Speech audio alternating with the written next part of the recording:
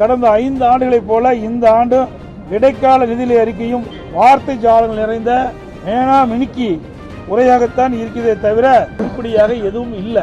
25-26 நிதிநிலை அறிக்கையில வருவாய் வரவுகளில் மாநிலத்தின் சொந்த வருவாய் 2.58 லட்சம் என்று எதிர்பார்த்த நிலையில் திருத்திய மதிப்பீட்டின்படி மாநில சொந்த வருவாய் 2.32 லட்சம் கோடியாக குறைந்துள்ளது. சுமார் 26,000 கோடி வருவாய் குறைந்துள்ளது.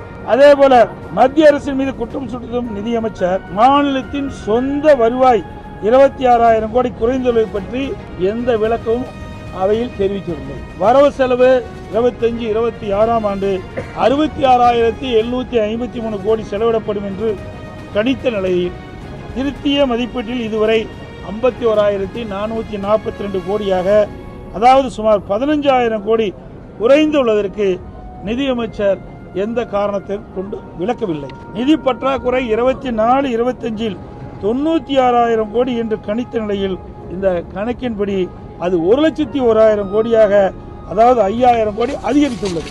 2025-26 ஆண்டு 1,08,000 கோடியாக நிதி பற்றாக்குறை இருக்கும் என்று கணிக்கப்பட்ட நிலையில் திருத்திய மதிப்பீட்டில் இது 1,24,000 கோடியாக உயர்ந்துள்ளது. அதாவது நிதி பற்றாக்குறை சுமார் 16,000 கோடி அதிகரித்துள்ளது. 2026-27 இடைக்கால பட்ஜெட்டில் நிதி பற்றாக்குறை 1,22 லட்சம் கோடியாக இருக்கும் என்று குறிப்பிட்ட நிலையில் திருத்திய மதிப்பீட்டில் கண்டிப்பாக இது உயரும். இந்த ஆண்டு நடப்பாண்டு 2026-27 1,22,000 கோடி பற்றாக்குறைக்கு சொல்றாங்க. திருத்திய மதிப்பீடு இன்னும் குறை இருக்கு. இவ்வாறு நிதி பற்றாக்குறை அதிகரித்துக் கொண்டே சென்றால் அதை ஈடு செய்ய மக்கள் மீது வரிச்சுமை மற்றும் கடன் வாங்கும் அளவு கூடும். இது மாநில வளர்ச்சிக்கு உகந்ததல்ல.